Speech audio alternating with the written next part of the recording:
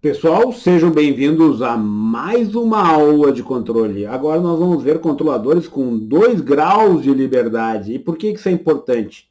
Se vocês estiverem recordados, quando nós introduzimos desempenho no sistema, nós vimos isso aqui, ó. Nós vimos que à medida que nós transformamos e diminuímos o pico da parte regulatória, automaticamente, é o caso da linha azul, havia o que? Um aumento do pico na característica servo. Essencialmente, o principal botãozinho que é responsável por diminuir esse pico é o ganho. E esse ganho, aumentando o ganho, como nós vemos aqui, a linha azul tem um ganho maior, ela leva a um overshoot na mudança de set point. Então, o controlador com 2 graus de liberdade, ele é um controlador que vai fazer o quê? Ele vai permitir com que nós tenhamos uma diminuição aqui, um ajuste adequado para a parte regulatória, e ele vai também permitir com que nós venhamos a ter uma resposta adequada também no servo. Então, nós vamos ter 2 graus de liberdade. Ele é como se fosse uma estratégia de mudança de set point que evite que haja um elevado erro inicial. Porque o grande problema que leva ao overshoot é o erro elevado no início, quando há uma mudança de set point. Então, essa estratégia com 2 graus de liberdade, ela vai fazer com que o set point não mude bruscamente, mas mude suavemente. Industrialmente, muitas vezes o operador ajusta o sistema bom para a parte regulatória e faz a mudança de set point na forma de rampa e não de degrau, certo? Mas se nós usarmos um controlador com 2 graus de liberdade e mais propriamente, se nós usarmos um controlador no formato ISA, que já vem com o parâmetro B, nós vamos conseguir ter esses 2 graus de liberdade de uma forma bastante eficiente. Então, vamos lá. O único método que nós vimos de ajuste que tinha o parâmetro B explícito era o método de Capatal. Esse foi o único método que nós tínhamos esse parâmetro B aqui, ó. Certo? É através desse parâmetro B, então, nós vamos conseguir inserir esse grau de liberdade adicional, que é o que nós vamos ver agora, na forma que é a forma ISA. PID ISA com parâmetro B. Ele é um PID versátil, simples e eficiente. Certo? Então, é isso que nós vamos ver agora. Então, o segundo grau de liberdade visa justamente a gente ter uma trajetória inicial do erro, certo? O ponto-chave é que qualquer controlador que nós tivermos, nós podemos separá-lo, colocando, por exemplo, um filtro inicial aqui interno e um filtro para o set point e para a variável medida APV. Só para ilustrar isso, imagine que eu tenho um controlador na forma série aqui, ó, colocando naquela forma, o PI está aqui no núcleo da malha, um filtro para a variável de medida e um filtro para o set point. Então, eu consigo fazer essa conversão. Isso é interessante sob o ponto de vista de projetos de controladores. Nós temos um método que é no projeto de controladores no domínio da frequência, que nós fazemos uso disso.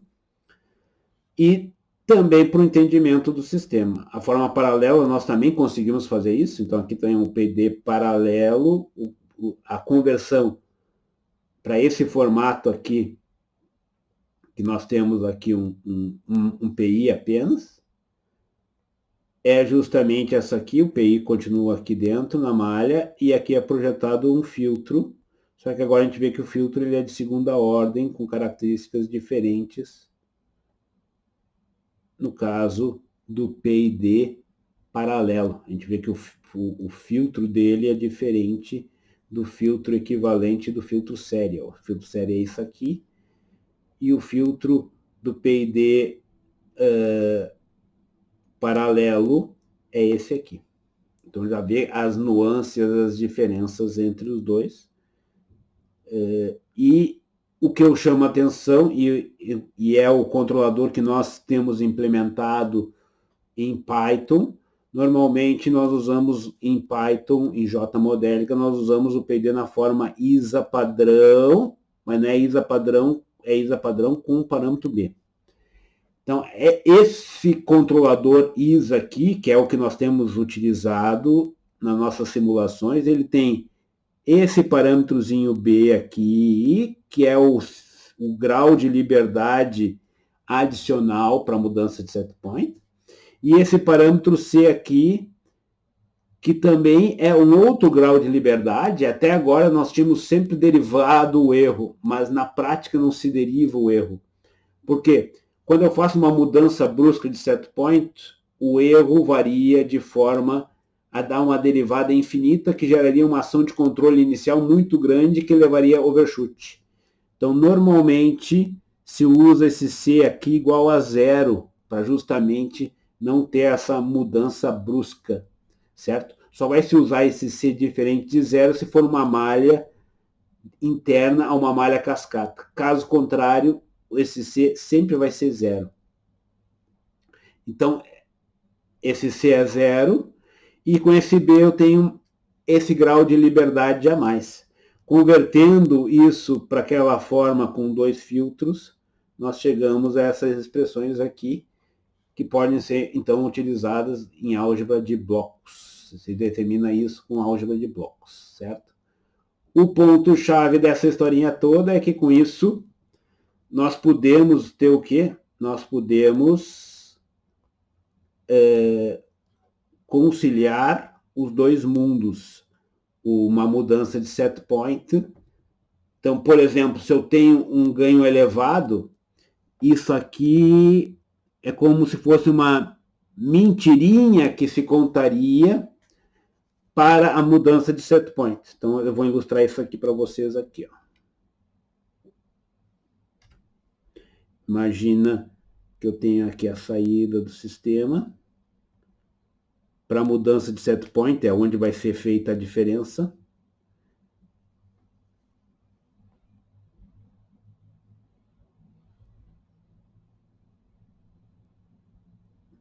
Então, vamos lá.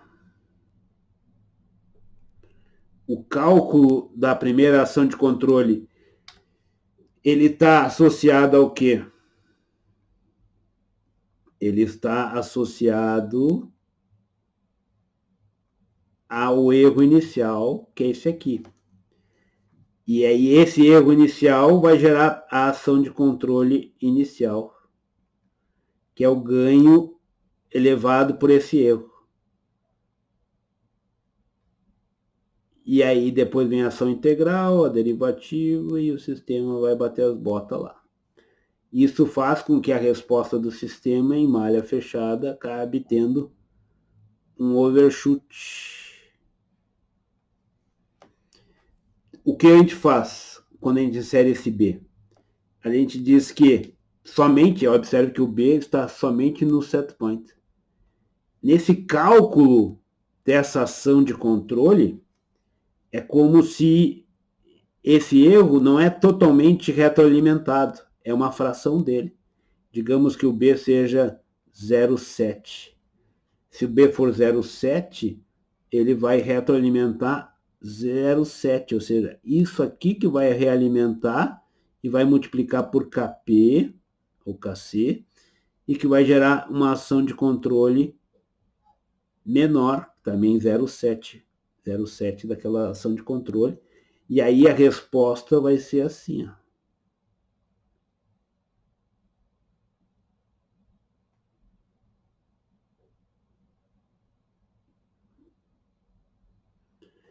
E aí, com isso, nós evitamos e resolvemos o problema do overshoot, certo? Porque a primeira ação, aquele arranque inicial, é a parte proporcional, quando eu mudo o set point, que gera um erro elevado. Aqui nós abrandamos esse arranque inicial e, consequentemente, nós acabamos com o overshoot. Se o sistema tem um elevado tempo morto, nós fazemos o contrário, porque a malha fechada não pode ser rápida. Então, para dar aquele arranque inicial, nós usamos um B maior que 1. Então, é como se nós tivéssemos um erro maior do que o verdadeiro. Então, essa é a situação quando tem o set point, um tempo morto elevado. E com relação à ação derivativa, quando nós usamos a letra C, antes de mais nada, isso aqui é a derivada do erro. Essa derivada do erro aqui, isso aqui é o erro com o parâmetro C. Isso aqui é a derivada, é C vezes a derivada de y7 menos a derivada da PV, que é o y. E aí observem que esse termo aqui só vai contribuir quando houver mudança de set point. Se não houver mudança de set point, ele não contribui. E ele vai contribuir se eu faço uma mudança de set point. Isso aqui, a derivada disso aqui é infinito. A derivada disso, de uma mudança brusca de set point, é alguma coisa que é um delta de Dirac. Ele só não vai para o infinito porque tem no denominador aquele filtro. Se não tivesse aquele filtro, no PID ideal, ele vai para o infinito. E isso eu não quero, porque isso geraria uma ação de controle muito grande, principalmente nesse momento que eu faço a mudança de set point. Porque essa ação de controle muito elevada levaria a um elevado overshoot. Então, por isso que normalmente nós fazemos esse C igual a 0. E só fazemos a retroalimentação do quê? Da PV. E não da mudança de set point. Só é interessante usar esse C diferente de 0 quando eu estou numa malha interna de uma malha cascata. Ou quando eu estou com um sistema em cima operando com o MPC, mandando os set points embaixo constantemente. Aí pode ser útil usar esse C. Se não, use C igual a 0 e seja feliz. E sempre vai funcionar, certo? O controlador que nós usamos nas nossas simulações, então, é esse aqui, ó. Esse é o controlador que nós usamos em todas as nossas simulações. Nós sempre fazemos o C igual a 0. Esse B, na maioria dos casos, é igual a 1. Quando nós queremos 2 graus de liberdade, nós usamos o B. Se eu quero diminuir o pico para mudança de set point, eu uso B menor que 0. Se eu quero aumentar a velocidade para mudança de set point, eu uso B maior que 0. Certo? Era isso que eu tinha para apresentar para vocês com relação a isso aqui. Esse controlador PID-ISA que nós usamos, nós temos, além dos parâmetros clássicos ganho, tau I e tau D, nós temos ainda o parâmetro B, o parâmetro N e o parâmetro C. Certo? Normalmente o parâmetro N é igual a 10 ou 8. O parâmetro C normalmente é igual a 0 e o parâmetro B normalmente é igual a 1. Mas nós temos a possibilidade de utilizá-lo um valor menor que 1 para diminuir o pico e a ação e o overshoot original devido à mudança de set point. E com isso nós terminamos mais uma videoaula de controle.